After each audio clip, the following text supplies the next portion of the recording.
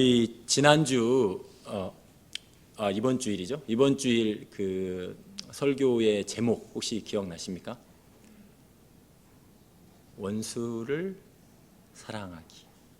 원수랑 살아가기. 예, 그렇죠.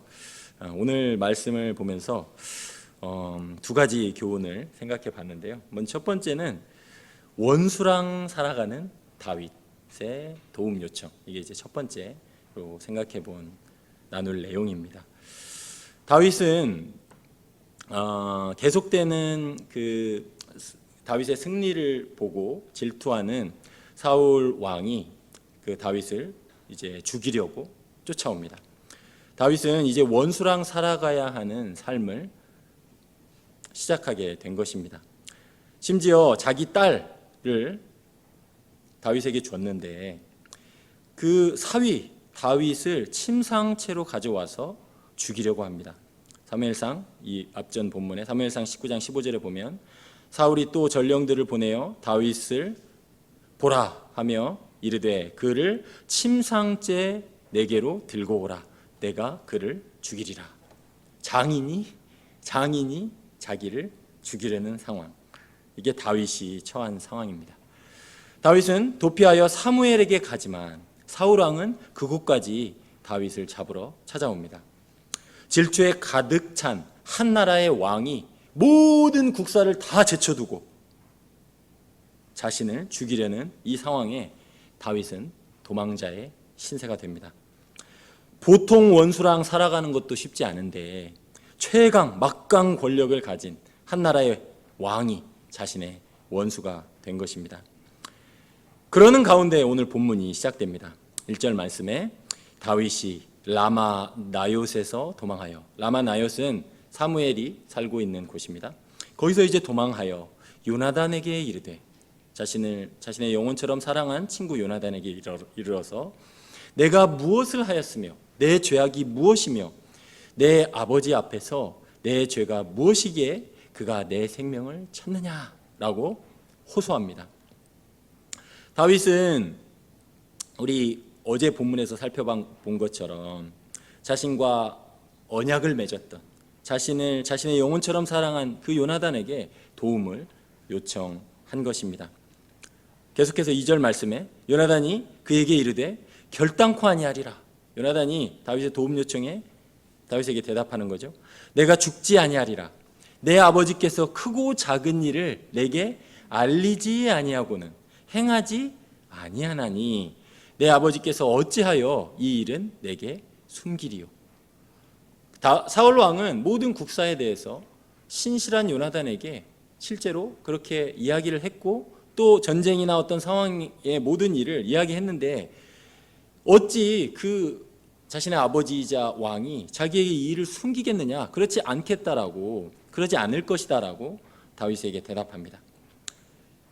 그러자 3절에 다윗이 또 맹세하여 이르되, 맹세한다는 말은 그 우리 욥에서 살펴봤는데 구약에 보면 맹세 공식이라는 게 있거든요. 그러니까 그 맹세로 이렇게 말을 하면, 답변을 요청하면 반드시 상대방이 답변을 하게 되어 있습니다. 하나님께도 욥이 그렇게 맹세 공식으로 그렇게 하나님께 이야기하니까 하나님께서 결국 답변을 하시잖아요.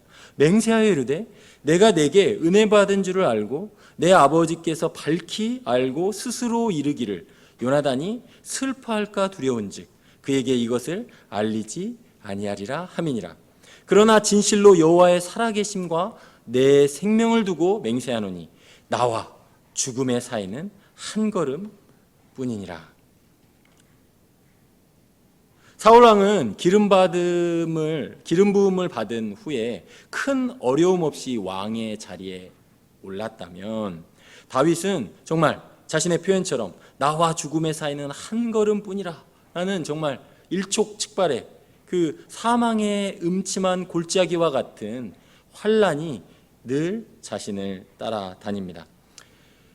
하나님께서는 그의 환난을 통하여 이제 왕으로 정말 기름을 부었잖아요. 그런데 기름 부은 왕으로 바로 등극하는 것이 아니라 환난을 통해서 왕으로 다윗을 준비시키십니다. 하나님께서는 영광의 자리로 인도하시기 위해 그의 자녀를 이러한 방식으로 다루십니다. 그에게 왕의 자리를 바로 주시지 않습니다. 수많은 환난을 겪도록 하십니다. 죽음의 환난을 겪게 하십니다. 저는 이 말씀 보면서 그 사도 바울이 돌 맞아 죽을 뻔한 죽음의 고비를 넘기고 했던 말을 떠올렸습니다. 사도행전 14장 22절에 돌 맞아 죽을 뻔했다가 죽은 줄 알았는데 그래서 성 밖에 던지잖아요. 그런데 다시 깨서 자신이 전도했던 사람들에게 다시 성 안으로 들어가서 사울이 하는 말입니다. 제자들의 마음을 굳게 하여 이 믿음에 머물러 있으라 권하고 자기가 죽을 뻔했는데 이 믿음에 머물러 있으라 권하고 이제 하나님의 나라에 대해서 설명합니다. The Kingdom of God에 대해서 이렇게 말합니다. 또 우리가 하나님의 나라에 들어가려면 많은 환난을 겪어야 할 것이라.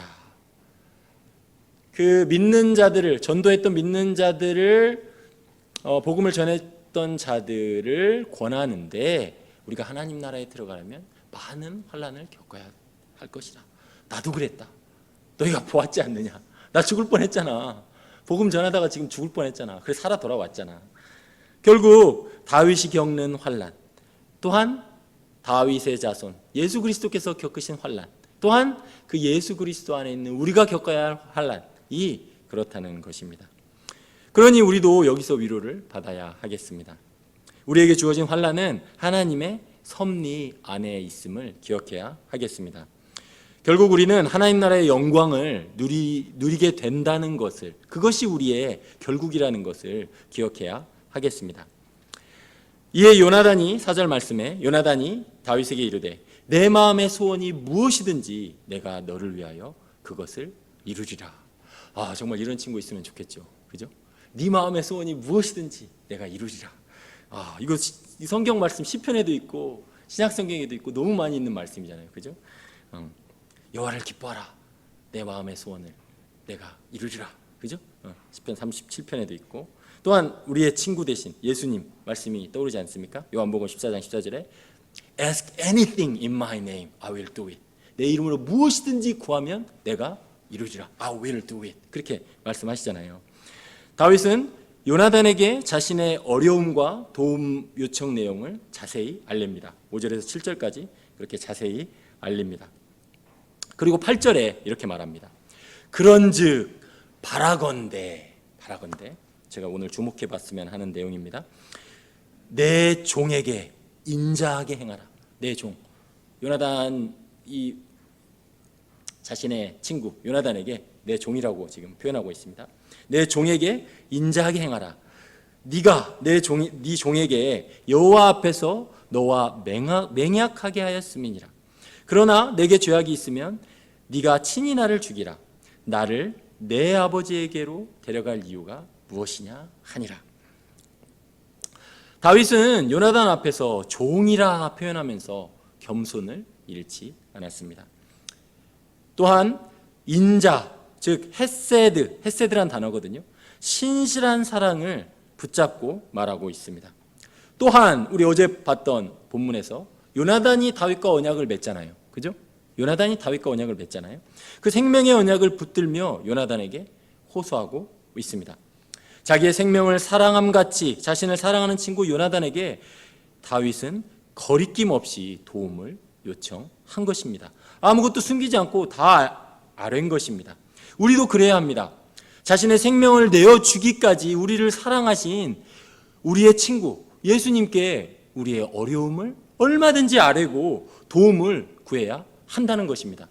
그런데 그렇게 도움을 구할 때 오늘 여기서 주목해 볼 세 가지, 제가 방금 이야기했지만 기도할 때 우리가 생각해 봤으면 하는 점이 있습니다. 첫 번째는 겸손히 구하라는 것입니다. 겸손히. 지금 이야기하고 있잖아요. 다윗이 너의 종이라고 이야기하고 있잖아요. 그죠? 종으로서 겸손히 구하라는 것입니다. 우리 로마서를 시작하는 첫 말이 사도 바울의 첫 고백, 로마서의 그 장대한 그 성경 교리의 그 다이아몬드와 같은 진리의 말씀을 쭉 성령의 감동으로 서술할 때에 사도 바울의 첫 말이 이렇습니다. 파울로스 눌로스 크리스투 예수. 바울 종 그리스도 예수. 그리스도 예수의 종 사도 바울은 이렇게 얘기하거든요. 그러니까 사도 바울이 자신의 정체성으로서 가장 먼저 내세운 단어가 뭐냐면 종이라는 것입니다. 종이에요, 종. 그러니까 사도 바울이 로마서를 시작하는 첫 일성이 나는 종입니다. 그리스도의 종입니다. 라는 것이었다는 겁니다. 그러니 겸손함으로 그렇게 우리의 친구 되신 예수님께 구하라는 것입니다. 이게 첫 번째입니다. 두 번째는 다윗이 그랬던 것처럼 나에게 인자함으로 라는 헤세드의 사랑을 붙잡았던 것처럼, 헤세드는 구약에서 말하는 하나님의 신실한 사랑, 신실한 사랑이거든요. 변치 않는 사랑. 그 헤세드의 사랑을 붙잡고 기도하라는 것입니다. 우리는 다윗의 그 유명한 시를 잘 알고 있지 않습니까? 선하심과 인자하심이 내 평생에 나를 추격하리니, 내가 어디를 가든지, 내가 어떠한 상황이 있든지, 내가 사망의 음침한 골짜기를 통과하든지, 내가 어떠한 억울함에 있든지, 내가 누구한테 호소할 수 없는 상황이 있든지, 그 헤세드가 나를 어디까지, 그 지구 끝까지라도 추격한다. 하나님의 그 인자하신 사랑이 나를 추격한다. 내가 있는 이 아무리 어려운 이 절망적인 현실 가운데도 나를 추격한다 라는 그 헤세드의 사랑을 붙잡고 그렇게 호소했다는 것입니다. 그러니 우리도 그 헤세드의 사랑을 붙잡고 기도하시기 바랍니다. 세 번째는 하나님의 언약을 붙들고 기도하라는 것입니다. 지금 요나단, 자신의 신실한 친구 요나단과 맺었던 그 맹약, 언약, 어제 봤던 언약을 언급하면서 이야기하고 호소하고 있지 않습니까? 우리도 하나님께서 하나님의 약속으로 주신 구약, 신약, 이 언약의 말씀,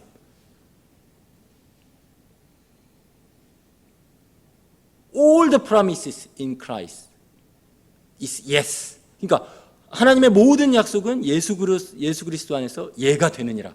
그렇게 말씀하시잖아요. 그러니까 우리도 하나님의 그 약속을 붙들고 기도하라는 것입니다.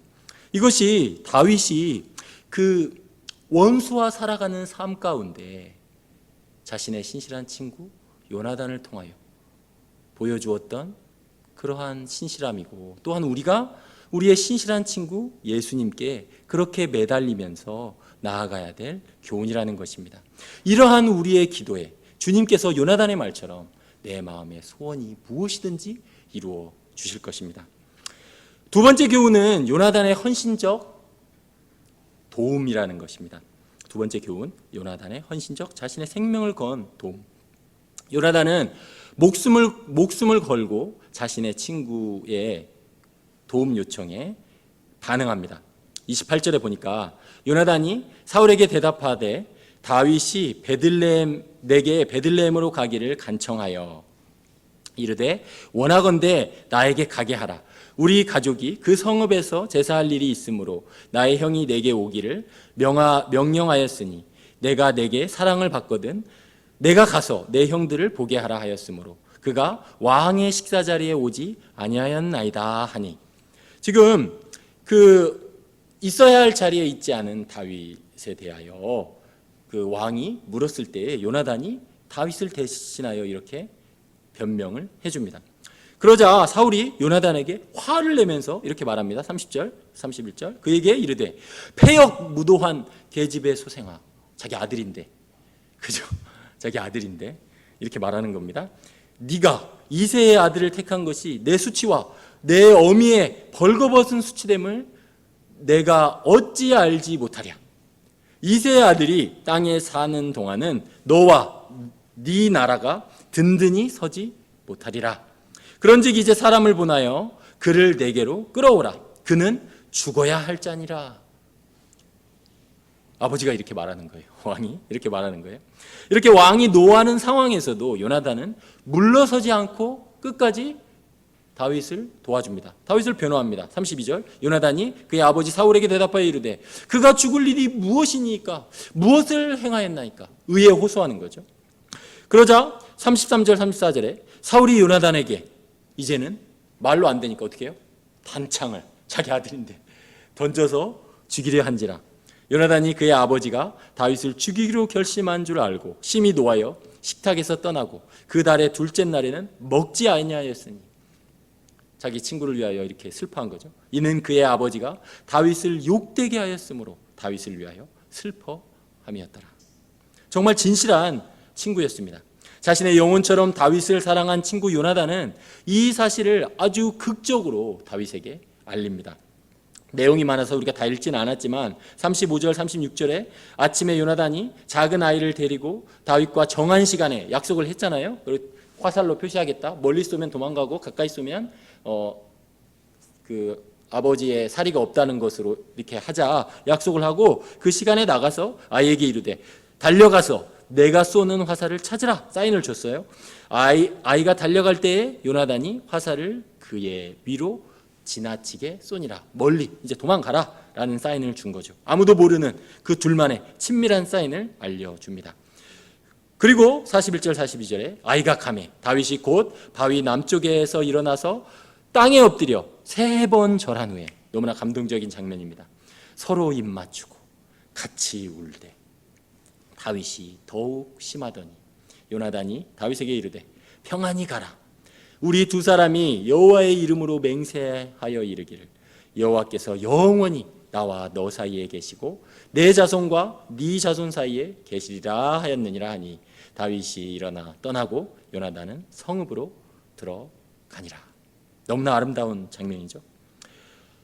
요나단의 헌신적인 도움을 보면서 우리도 우리의 도움을 필요로 하는 사람들에게 그러한 사랑을 보여주어야 한다는 교훈을 생각해 봐야 하겠습니다.